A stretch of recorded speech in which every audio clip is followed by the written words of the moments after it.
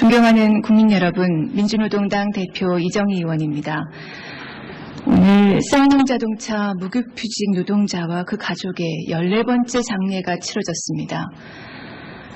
1년 전에 생활고를 비관해서 세상을 뜬 어머니가 남긴 두 아이는 이제 아버지마저 잃었습니다. 해고는 살인이라는 말은 더 이상 구호가 아니라 현실이 되었습니다. 한진중공업 노동자들이 또다시 이 현실에 부딪혀 절규하고 있습니다. 초능받던 젊은 시나리오 작가는 전기와 난방이 끊긴 방에서 아픈 몸으로 며칠씩 굶다 죽어갔습니다. 대학생들은 복권과 학자금 대출 서류를 옆에 두고 연탄가스를 마시고 세상을 떠났습니다. 누가 이들을 참혹한 절망에 빠뜨렸습니까? 소, 돼지 339만 마리가 땅에 묻혔습니다. 구제역 파동 피해액은 정부 추계만으로도 3조 원에 이릅니다. 살처분을 맡아야 했던 공무원들은 악몽에 몸부림치고 과로로 쓰러져 갑니다. 국민들은 침출수로 인한 재앙에 떨고 있습니다. 이 참극을 막지 못한 잘못을 뉘우치기는커녕 책임을 농민들에게 씌우고 보상금마저 차등 지급하겠다는 정부 앞에 농민들은 분노합니다. 저축은행에 돈을 맡긴 서민들이 무슨 죄입니까? 추가 영업정지는 없다는 정부 발표만 믿었다가 마른 하늘에 날벼락을 맞았습니다. 부동산 거품으로 유지된 저축은행 PF의 부실 사태는 위험하니 규제하라는 각계의 요구에도 잘 지켜보겠다며 방관만 해온 정부가 만들어낸 결과입니다. 전셋값이 95주 연속 올랐습니다. 젊은이들은 전셋방을 마련할 엄두를 내지 못해 결혼을 미룹니다. 대학생들은 개강을 앞두고 자취방을 못 구해 막막해합니다. 고용률이 56.8%에 불과하고 실제 실업자 수는 330만 명을 넘었습니다. 심지어 청년층 고용률은 40.6%로 떨어졌습니다. 물가마저 걷잡을 수 없이 오릅니다. 고등어 2마리, 시금치 1줌. 이것이 10,000원으로 살 수 있는 전부입니다. 신선식품 물가는 작년 1월보다 30% 올랐습니다. 과일 사기 겁나는 것은 둘째치고 채소조차 넉넉히 차리지 못하는 주부들은 끼니 때마다 속상해합니다. 이명박 대통령께 묻습니다. G20 정상회의 개최로 생긴다던 31조 원의 경제 효과는 어디로 갔습니까? 수출 대기업을 위한 저금리 고환율 정책 아래 물가는 폭등하고 전셋값은 치솟는데 내놓는 대책이라고는 빚내라는 것뿐입니까? 국민을 돌아보라는 절규에는 등을 돌린 채 4대강 사업에만 몰두한 이명박 대통령, 무능하고 무책임합니다. 무관심과 외면 속에 고통받고 절망한 국민들은 대통령 임기가 끝날 2년 후를 손꼽아 기다리고 있습니다. 지난 3년간 남북관계는 대결과 대립의 연속이었습니다. 우리 국민들은 이전 10년간 상상할 수도 없었던 공정의 공포에 시달리고 있습니다. 지금의 불행한 현실은 이명박 정부 대북 강경 정책의 결과입니다. 북을 대화의 상대로 인정하지 않고 공공연히 붕괴와 굴복을 이야기한 결과가 군사적 충돌로까지 이어지고 있습니다. 올해도 대화의 조건을 걸어서 군사 실무회담이 결렬되게 되었습니다.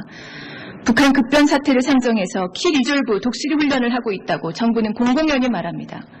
이것이 평화를 위해 대화에 나선 진지한 태도입니까? 다시 한반도에 군사적 긴장이 고조되고 있습니다. 우리 국민은 평화와 안정을 원합니다. 이명박 정부는 한반도 평화에 대한 무책임한 태도를 버리고 즉각 대화에 나서십시오. 이명박 정부 참으로 숨막힙니다. 2008년 촛불 시위 이후 시민들의 언론, 집회, 결사, 표현의 자유는 철저하게 침해되고 있습니다. PD수첩 제작진에 대한 수사, 촛불 시민들에 대한 고소고발, 미네르바 구속사건, 그리고 최근 G20 벽보 위에 쥐를 덧그린 대학 강사에 대한 수사와 처벌만 보아도 그렇습니다. 민주주의 사회라면 기본적으로 당연히 보장되어야 할 인권이 국가 권력에 의해 침해되고 있습니다. 국회 역시 민주주의 파괴의 현장입니다. 지난 3년 날치기가 없었다는 가 있었습니까? 다수당의 횡포를 부리며 법안과 예산안을 날치기 처리하는 것이 청와대와 한나라당의 모습이었습니다. 이명박 정부 3년, 무너진 경제와 단절된 남북관계, 후퇴된 민주주의가 우리의 고통스러운 현주소입니다. 국민은 지난 정기국회의 예산안 날치기를 잊지 않고 있지만 한나라당은 반성도 대책도 내놓지 않았습니다. 심지어 한나라당 일부 인사들은 청와대에서 지시받은 개헌에 몰두하고 있습니다. 어렵게 열린 임시국회를 이명박 대통령의 야당 분열 공작 수단으로 전락시켜서는 안 됩니다. 개헌 논의하려고 연 국회가 아닙니다. 이번 국회에서 구제역과 물가, 전세가 폭등에 대한 근본적 대책을 논의해야 합니다. 얼어붙은 남북관계에 물꼬를 트기 위해 국회회담 개최에 적극 나서야 합니다. 정권 홍보를 위해 국민의 혈세를 털어넣는 UAE 원전수주 의혹에 대한 국정조사를 반드시 해야 합니다. 심각한 노동현안에 대해서도 논의합시다. 이미 야5당과 민주노총은 연석회의를 통해 심도 깊은 논의를 해나가고 있습니다. 한나라당의 빠른 동참을 촉구합니다. 정부가 개정을 추진한 직업안정법 개정안은 파견 용역 등 간접 고용의 확산을 부추겨 비정규직을 확대하는 악법입니다. 이번 임시국회에서 개정안을 논의하지 않기로 했다지만 여기에 그쳐서는 안 될 것입니다. 직업안정법 개정안과 국가고용전략 2020 이번에 반드시 완전히 폐기해야 합니다. 민주노동당은 창당 이후 줄곧 복지 확대를 주창했습니다. 복지로 가는 진보의 길 11년, 혼자여서 돌뿌리를 치우지는 못했지만 돌뿌리가 어디 있는지 알고 있습니다. 돌뿌리에 걸려 넘어지지 않을 방법을 고심했고 치워낼 힘을 키우기 위해 애썼습니다. 지방선거로 확인된 국민의 복지 열망에 따라 이제 여러 정당과 정치인들께서 복지 확대의 길로 들어서고 계십니다. 환영합니다. 민주노동당은 처음 길을 연 사람의 책임을 다하겠습니다. 민주노동당이 얻은 제1의 교훈은 한국 사회의 복지는 결코 홀로 커나갈 수 없다는 것입니다. 양극화를 심화시키는 비정규직, 최저임금 등 노동 문제 해결 없이 복지는 자리 잡을 수 없습니다. 소득이 최저생계비도 안 되는 절대 빈곤율이 2004년부터 2009년까지 11.1%에서 14.4%까지 늘어난 터에 복지 예산은 늘고 또 늘어도 부족할 뿐입니다. 남북 간의 분단과 대결 때문에 OECD 평균 GDP 대비 국방지출 비율의 2배나 되는 군사비 지출이 계속된다면 복지는 한계에 부딪힐 수밖에 없습니다. 한국 사회에서 복지는 노동과 평화와 함께 진전되어야 합니다. 2010년 8월 현재 비정규직 노동자가 전체의 50.4%입니다. 정규직 임금의 54.8%만을 받는 비정규직은 4대 보험의 대규모 사각지대로 남아 있습니다. 이들의 보험 가입률은 33%일 뿐입니다. 최저임금도 못 받는 노동자 비율이 2009년 한 해 10%나 늘어났습니다. 국민기초생활보장제도의 사각지대에 210만 명의 최저임금 이하 노동자들이 있습니다. 차별과 기하임금 때문에 뼈 빠지게 일해도 새끼 밥을 걱정해야 하는 분들을 그대로 두고서는 복지는 밑빠진 독에 물붓기입니다. 비정규직 최저임금 노동자들이 노동 3권을 제대로 행사해서 자신의 문제를 해결할 수 있어야 합니다. 비정규직 양산을 막을 비정규직법 개정과 최저임금을 전체 노동자 평균 임금의 50% 수준으로 올리고 적용 예외를 줄이며 위반 시 처벌을 강화하는 최저임금법 개정이 이루어져야 합니다. 민주노동당은 최저임금 미달분을 국가가 먼저 노동자에게 지급하고 사용자로부터 받아내는 개정안도 곧 제출할 것입니다. 민주노동당이 펼쳐나갈 최저임금 현실화 운동은 복지정책 실현을 앞당길 것입니다. 민주노동당이 얻은 제2의 교훈은 실현 가능한 증세, 사회적 형평을 높이는 증세, 탄탄하고 정교한 증세가 함께 추진되어야 한다는 것입니다. 민주노동당은 창당 초부터 제기해온 불세의 정신을 현실에 구현하기 위해 납세자의 상위 0.5%인 6만 명의 고소득층, 200대 대기업, 개인 합산 6억 원 이상의 부동산 보유자에 대한 증세안을 내놓았습니다. 부동산과 금융자산 보유로 얻는 이익에 대해서 더 과세하고 고액소득자에 대해 더 많은 혜택을 주는 비과세 감면도 과감히 정비하면 2013년부터 5년 동안 170조 원의 재원을 확보할 수 있습니다. 이명박 대통령은 복지 포퓰리즘을 거론하면서 복지 확대가 재정위기를 초래한다고 주장합니다. 70조 원을 감세하고 국채 이자로 한 해 20조 원을 써도 끄떡없다던 국가재정이 복지를 늘려서 빈곤과 불평등을 해소하자는 주장만 만나면 심각한 위기 상황으로 돌변하는 이유는 과연 무엇입니까?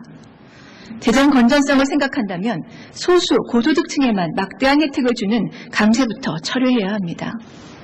양극화 해소와 공정한 사회에 대한 이명박 대통령의 말이 진심이라면 적극적으로 복지를 늘려야 하고 증세는 필수적으로 이루어져야 합니다.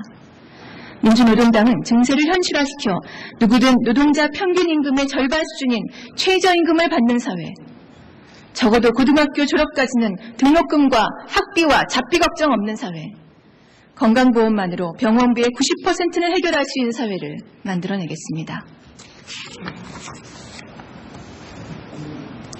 사랑하는 국민 여러분, 통합과 연대로 정권교체에 힘을 키우겠습니다.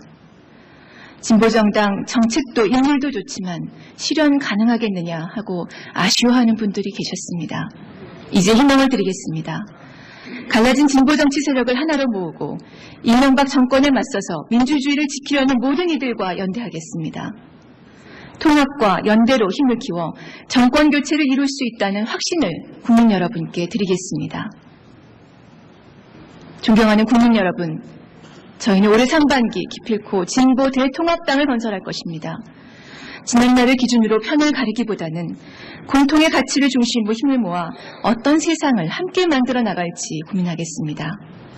민주노동당의 유연한 진보는 새로 건설될 진보 대통합당이 국민 여러분께서 기대하시는 것만큼 폭넓은 통합을 이루도록 견인할 것입니다. 반드시 상반기 내에 진보 대통합당 건설에 실질적 성과를 내겠습니다. 야권연대는 국민들께서 절실히 바라시는 일입니다. 힘을 모아서 이명박 정권을 심판하라는 국민의 목소리는 지난 6월 2일 지방선거 결과로 이미 확인되었습니다. 또한 다가올 4.27 재보궐선거에서 또다시 입증될 것입니다. 연대를 통해서 누가 더 이익을 얻고 누가 손해를 보는가 하는 얄팍한 셈법을 내려놓고 민심을 받드는 정치를 해나가야 될 때입니다.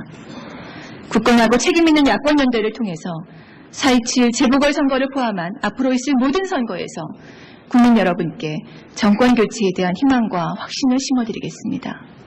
2011년 민주노동당이 무엇을 했느냐고 국민 여러분께서 물으신다면 저희는 떳떳하고 자랑스럽게 답할 것입니다.